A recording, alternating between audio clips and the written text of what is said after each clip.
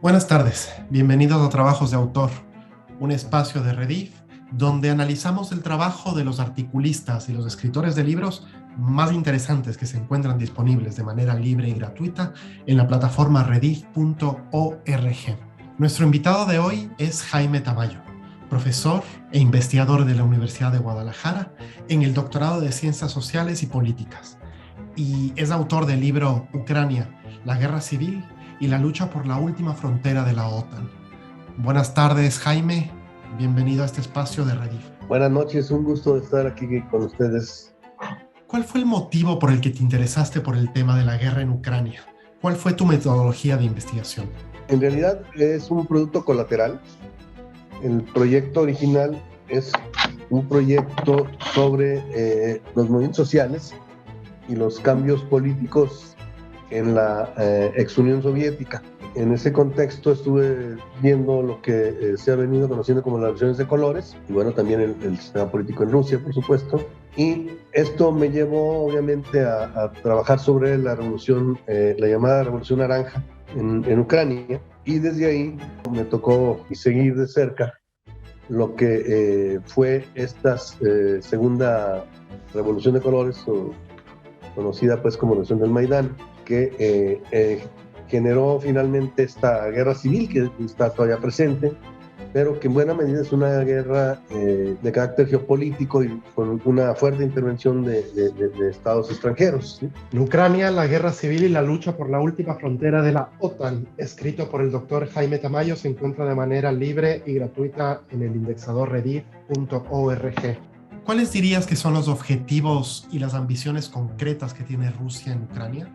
Pero brevemente hay que señalar que había un viejo plan de los Estados Unidos y muy bien diseñado por Brzezinski, que fue, digamos, una figura clave en la política exterior norteamericana. Murió hace alrededor de un año, un poco más, que decía que la única forma de acabar en aquel tiempo con la Unión Soviética y después con la fuerza de Rusia era quitarle, primero en aquel tiempo, tratar de desmantelar lo que era la Unión Soviética, y después, ahora quitarle la influencia en las zonas que habían pertenecido a la Unión Soviética, pero especialmente Ucrania, separarlo de Ucrania, porque decía que sin Ucrania, Rusia no podía ya pretender ser una potencia que pusiera en riesgo la unipolaridad conquistada, si lo veían ellos o lo ven ellos, con el fin de la Guerra Fría, ¿no?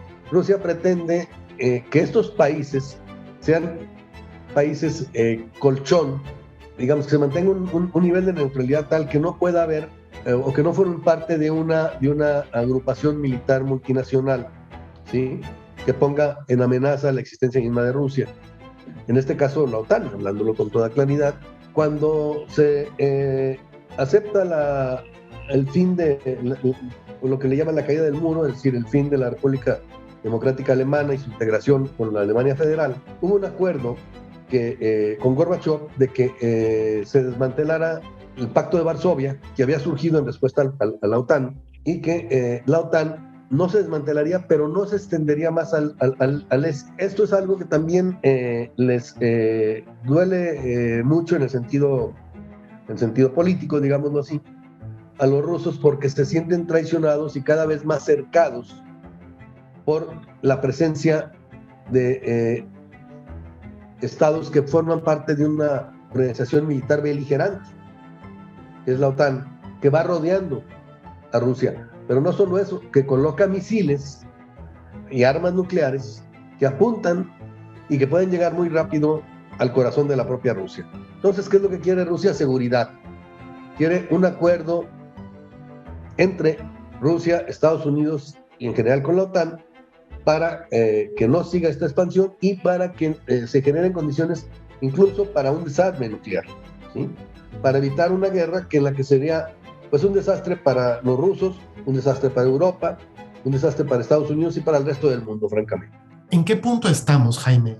El problema más importante es la amenaza. Se ha estado amenazando a Rusia desde la OTAN y muy en particular por Estados Unidos, porque hay que decirlo también, que no todos los gobiernos de la OTAN están en esa disyuntiva o en ese planteamiento tan agresivo, sino que Estados Unidos ha estado constantemente manejando falsas banderas de ataques o de intervención de tropas sobre Ucrania. Pero frente a la posibilidad de que Ucrania entrara a la OTAN y hubiera armas nucleares apuntando a 5 minutos pues, de Moscú, pues empezaron a dar estas movilizaciones. Pero Estados Unidos está constantemente con este discurso. Este discurso es un discurso que le conocemos cada vez que quiere invadir un país. ¿Quién no va a recordar lo que pasó con Irak? ¿Dónde estaban las armas de destrucción masiva? Pues en los papeles de Gran Bretaña y de Estados Unidos, ¿no? De Tony Blair y de Bush. Pero les sirvió para destruir Irak. Y peor, si hablamos del caso de Libia, donde también se inventaron el incendio de unas cárceles que fueron falsas, pero que provocó, en fin, toda una serie de cosas, y hay que ver lo que hoy es Libia. Cómo se hizo la guerra con España para apoderarse de Cuba.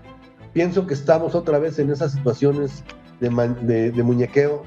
Biden necesita, digamos, Estados Unidos también resuelve siempre sus problemas internos con guerras externas, ¿no? Biden está en una situación de desprestigio muy fuerte, ha perdido un nivel de popularidad enorme, anda con un rechazo alrededor del 60% o más. Entonces, y además como que siempre buscan en posiciones diferentes a la anterior. Biden está empujando mucho esta situación porque esto, digamos, le permite construir un enemigo común para la nación norteamericana. Hay que recordar lo de las Torres Gemelas. Si fue o no fue un autoatentado, cada vez está más dudosa esa situación, pero lo que sí está claro es que Bush, que estaba por los suelos en la popularidad y que estaba a punto de abrirse, lo que luego se abrieron ya los documentos de las elecciones en Florida, que hubieran demostrado el fraude con el cual Bush no podría haber sido presidente. Es decir, 3 días después se abren del atentado. ¿Y qué pasa? Que con el atentado se acuerpa la nación norteamericana alrededor de Bush, ¿sí? Entonces, Biden, ¿qué está haciendo? Pues a mí me suena algo parecido. Quiero pensar que internamente, incluso, aun cuando él pudiera querer llegar más lejos, no creo que tampoco quiera llegar más lejos, pero aunque no quisiera llegar más lejos, habrá fuerzas internas que no aceptarán tampoco ya entrar en una situación de guerra con Rusia, porque con Rusia es una guerra nuclear. Entonces sería absurdo que Estados Unidos quisiera llegar a ese extremo, o digamos las autoridades norteamericanas, de poner en riesgo a su propia nación, ¿no? Y aquí el problema es que nos llevan a todos a su baile, ¿no?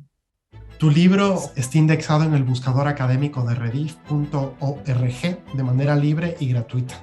¿Qué opinión te merece que la información e investigaciones académicas circulen de manera libre para el beneficio de quien esté interesado? Bueno, a mí me parece fundamental para el desarrollo de la misma ciencia y para que la gente tenga acceso a un conocimiento más sustentado. Formo parte como investigador de una universidad pública en México. Las universidades públicas, todo es gratuito, la enseñanza y la producción. Entonces, nosotros somos claramente partidarios de que todo el conocimiento científico sea gratuito, sea abierto. Entonces, la iniciativa que tienen ustedes, la Red Iberoamericana de Innovación y Conocimiento Científico, REDIP, me parece muy importante. Nosotros lo vemos con mucha simpatía, coincidimos y valoramos mucho que exista este tipo de iniciativas, ¿no? Muchas gracias, Jaime, por tu tiempo y tus reflexiones. Estaremos pendientes para ver qué ocurre con este conflicto. Muy bien, muchas gracias. Y buenas tardes acá para América.